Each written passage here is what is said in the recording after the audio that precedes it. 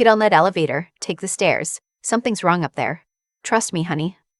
She pressed my badge back into my hand before I could even say thank you. Her fingers were rough, calloused, the kind that come from decades of pushing mop buckets across hospital corridors at midnight. I almost didn't hear her. The elevator doors were already sliding open. I'm a data forensics analyst. I work late. I trust numbers, audit trails, encrypted logs. I do not trust hunches from strangers in parking garages, and I especially don't trust them at 11:47 p.m. when I've been staring at spreadsheets for 6 hours straight and all I want to do is get to my car on the 4th floor and go home. But something about the way she said it stopped me. Not dramatic, not like a movie, just flat, certain. The way someone says, "Don't touch that. It's hot," before you reach for the stove. I tripped the stairs. My name is Elise Hartley. I'm 31 years old. I'm a data forensics analyst at a mid-size financial compliance firm in Chicago, which means I spend my days finding things people tried very hard to hide inside spreadsheets. I'm good at it. Numbers don't lie. Numbers don't have feelings. Numbers don't tell you they love you and then spend 8 months quietly rerouting everything you own into an account you didn't know existed. My fiancé, Adrian, did. But I didn't know that yet when I took those stairs. I found my badge 2 hours earlier, actually. I thought I lost it somewhere between the coffee station and the copy room. One of the night shift cleaning staff found it by the elevator bank on the 1st floor and brought it up to me directly, which I thought was kind. She had silver hair pulled back tight, dark eyes that didn't blink much, and she smelled like industrial cleaner and something faintly sweet, like cloves. She handed me my badge, then paused, looked at me for a moment longer than felt normal, and said what she said. I almost argued. The elevator was right there. My feet hurt.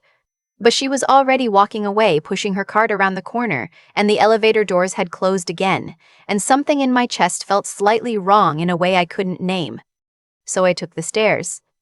4th floor of the parking garage. My car was where I left it, a gray Honda Accord with a cracked left taillight I kept meaning to fix. The garage was quiet, one light flickering at the far end. I clicked my key fob, heard the beep. Then I heard voices. 2 levels down from where I stood, sound carries strangely in concrete structures. I almost kept walking, but I heard my own name, and you don't walk away from that. I moved to the railing. Below me, on level 2, 2 people stood beside a black SUV. One of them was Adrian, the other was a woman I didn't recognize. She was wearing a camel-colored coat, her arms crossed, laughing softly at something he'd just said. I pressed myself back against a pillar and I listened. You should have seen her face when I told her the investment platform needed updated verification, he was saying. She didn't even read the new terms. Just signed. The woman laughed again. She actually signed over the joint discretionary clause? He said, I told her it was standard. She trusts me. That word landed differently at 11:47 at night in a concrete parking garage than it does anywhere else. Trusts. I stood very still. My heart was doing something loud and inconvenient, but my mind went quiet in the way it does when I'm running an audit. Detached, clinical, listening for inconsistencies. There were no inconsistencies. This was consistent. This was the full picture assembling itself piece by piece. The woman asked, and the timeline still works? Adrian said, the firm's anniversary gala is Friday. She'll definitely take the rideshare to River North. I already suggested it. Told her parking's impossible downtown that night, which it is. She said, and if something happens to the car? He cut her off. If something happens to the car, that's not my problem. I'm not anywhere near it. I'm giving a toast at the same gala. 50 witnesses. Clean. She said, and then? He said, and then the beneficiary forms I filed last month become relevant. Grief is a very sympathetic financial state. I didn't move for a very long time after that. The beneficiary forms. I thought back.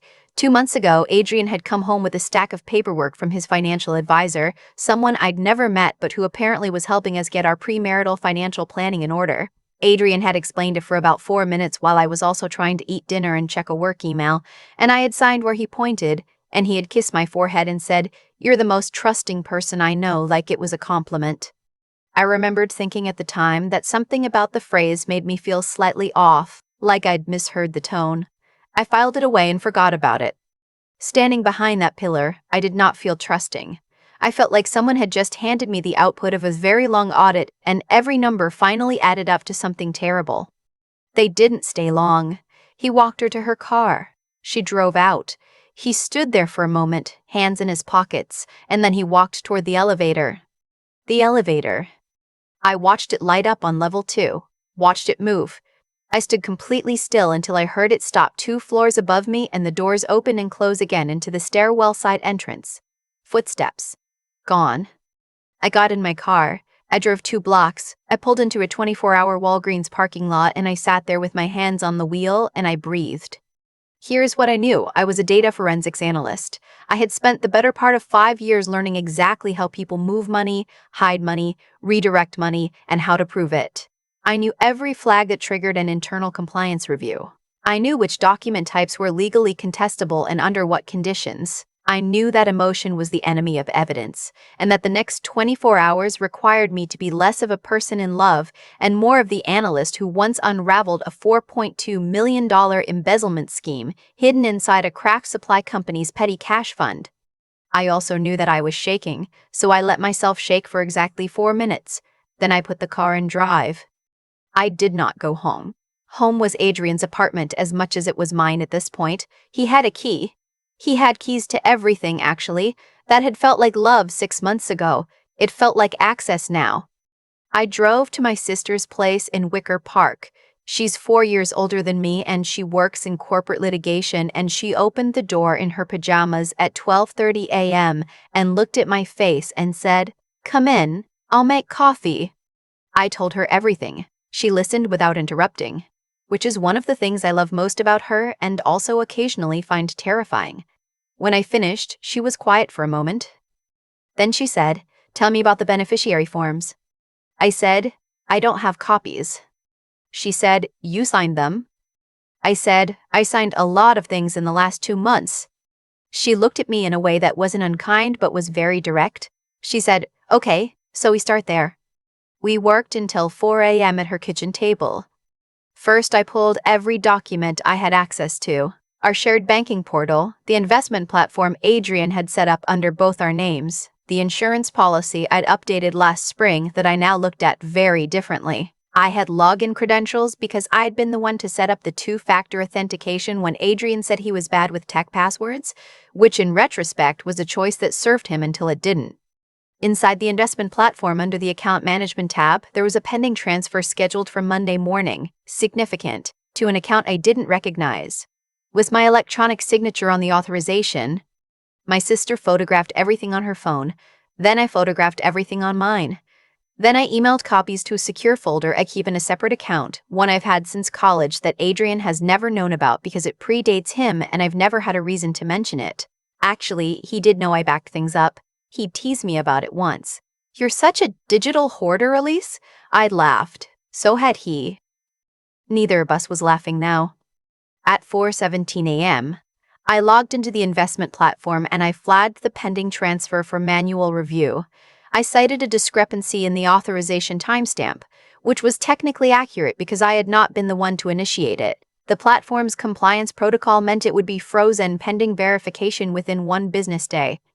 At 4:52 a.m., I drafted an email to my firm's legal contact. I didn't send it yet. I needed one more thing.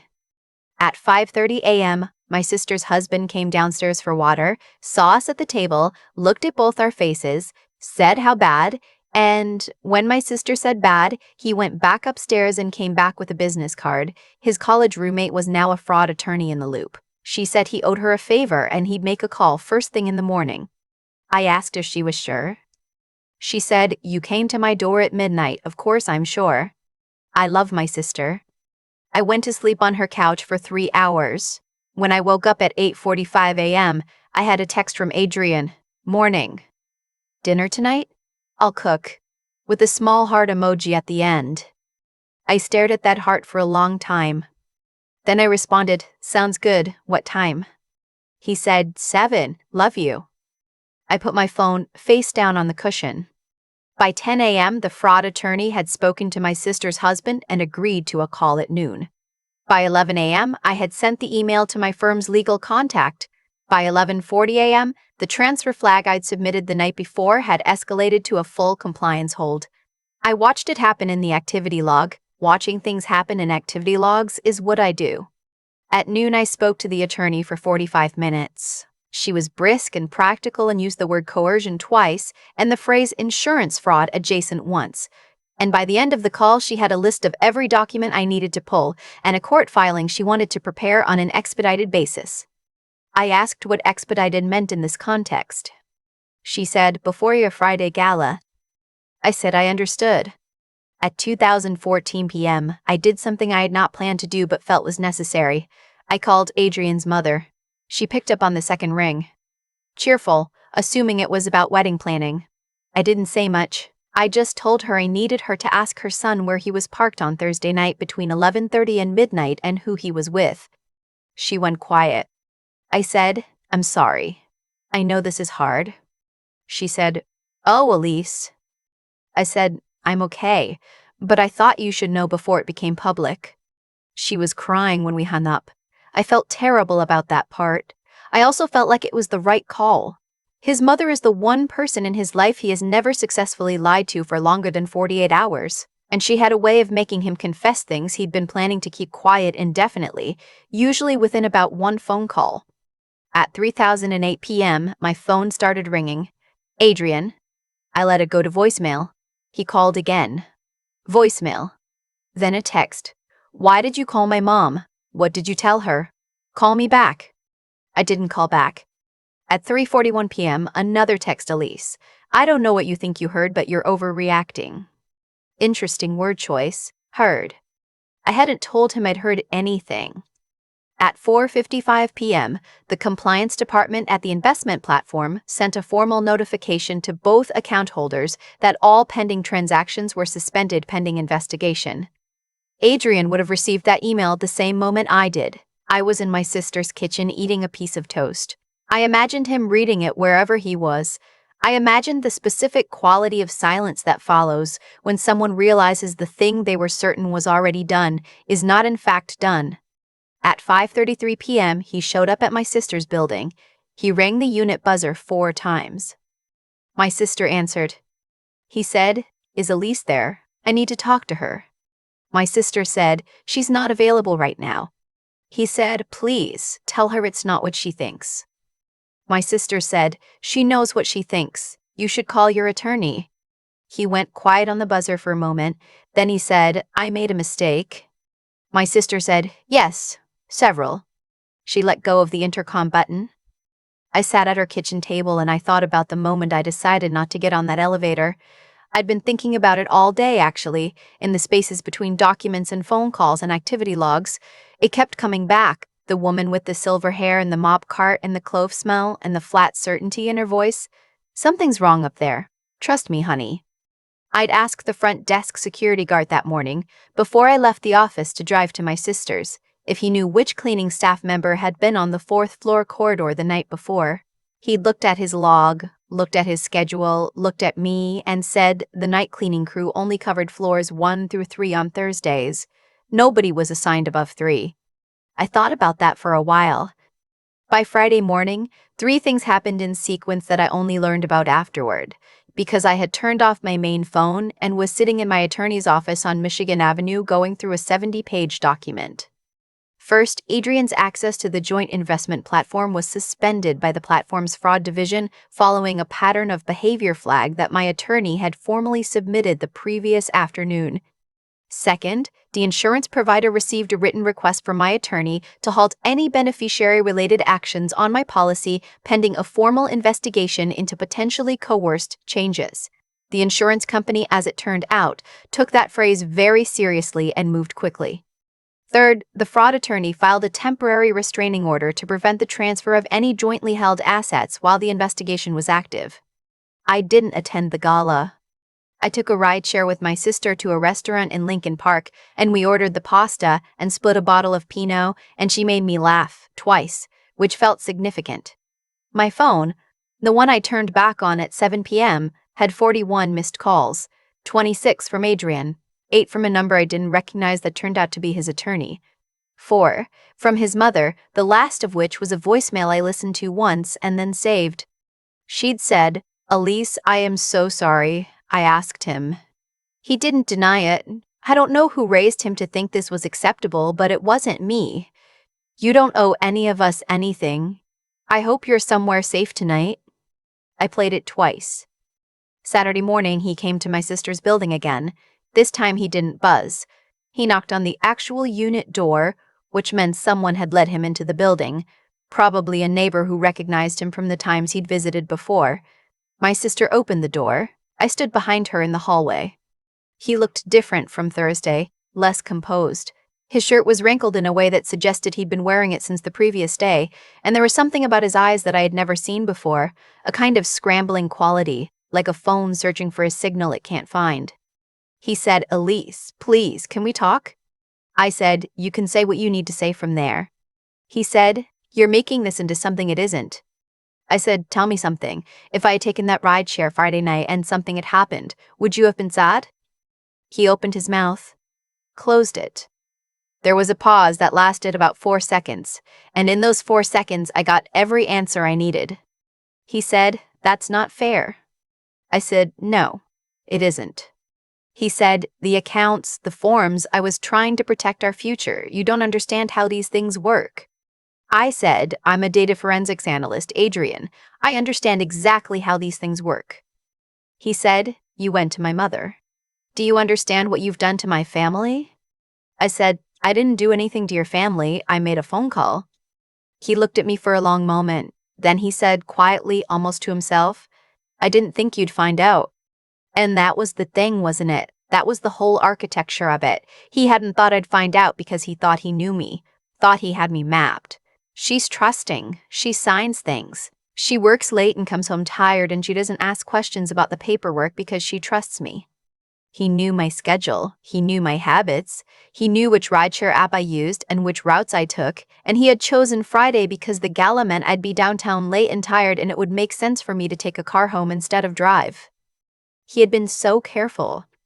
He just hadn't accounted for a cleaning woman who wasn't supposed to be on the 4th floor. He left without slamming the door. I'll give him that. Whatever else Adrian was, he understood on some level that a slammed door is a very unappealing exit. My sister handed me a cup of coffee and we stood in her kitchen in the Saturday morning quiet and didn't say anything for a little while. The investigation took 6 weeks to formally conclude. The beneficiary changes were deemed coercively filed and reversed. The pending transfer was flagged as unauthorized and blocked permanently. His attorney reached out twice about settlements. My attorney said no both times. The matter was referred to the Cook County State's Attorney's Office for review of potential wire fraud and insurance fraud charges, which is a process that takes much longer than 6 weeks and involves a great deal of waiting, which I have gotten better at. I did not see Adrian again after that Saturday morning. His mother called me once more about a month later just to say she was sorry and that she hoped I was doing okay. I told her I was. She didn't ask about him and I didn't bring him up, and we talked for about 12 minutes about her garden, which she was apparently replanting that spring. And it was one of the stranger and more genuinely kind conversations I've had in the past year. I still work at the same firm. I still take the stairs when something feels off, which is more often than you'd think. And sometimes, when I'm heading out of the building late and the cleaning crews are switching shifts, I look for her. Silver hair, dark eyes, mop cart, clove smell. I've never seen her again. I've asked around, quietly, in the way you ask about things you're not entirely sure are real. Nobody knows who I'm describing. The security logs for that Thursday night show 2 cleaning staff members, both on floors 1 through 3, both accounted for. I don't know what she was.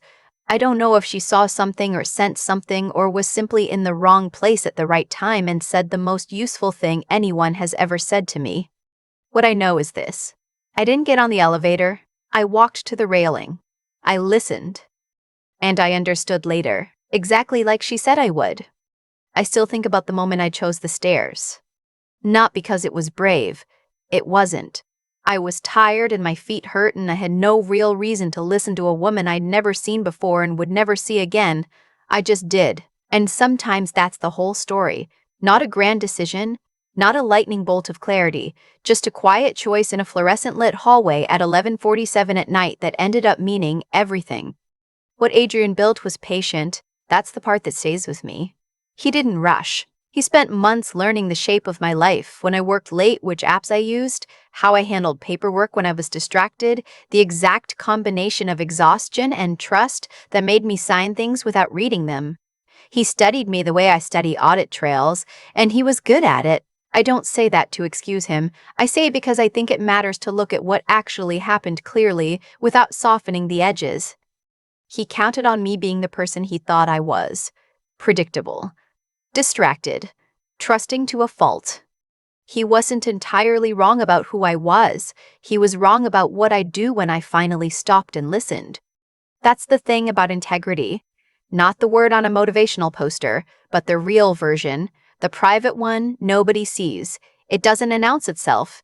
It just shows up in the small moments when you have every reason to take the easy path, and something in you says, not this way. I could have gotten on that elevator. I could have gone home, eaten dinner, watched TV, signed whatever he put in front of me on Saturday morning. I had no reason not to. I didn't know yet what I was walking away from. But I'd spent 5 years training myself to look at things precisely, to not accept a number just because someone presented it confidently, to ask where did this come from and does it actually add up. I did that with other people's finances every day. That night in the parking garage, I finally did it with my own life. What I needed wasn't courage in the dramatic sense. I needed the steadiness to keep moving through the next 48 hours without falling apart. The 4 a.m. kitchen table. The call with the attorney. The moment I pressed send on the email and knew there was no taking it back. None of that felt heroic. It felt like work. Quiet, methodical, one foot in front of the other work. The kind that doesn't look like anything from the outside but costs something real on the inside. And I needed my sister. I want to be honest about that. I didn't do this alone. I showed up at her door at midnight with nothing but what I'd heard, and she made coffee and sat down and said, "Okay, let's start." The people who show up like that, without being asked, without making it about them, without flinching, those people are not accidental. You build those relationships by being that person first, over years, in smaller moments that don't seem to matter at the time. I don't know who the cleaning woman was. I've made peace with not knowing. What I know is that something in me was already paying attention, already slightly uneasy, already not entirely trusting the shape of my own life. She didn't save me. She just gave me a reason to pause long enough to save myself. I think about that whenever I'm moving too fast. Whenever I'm about to sign something without reading it, or say yes because it's easier than asking questions, or dismiss a feeling because I can't immediately justify it with data. Sometimes the most important thing you can do is take the stairs.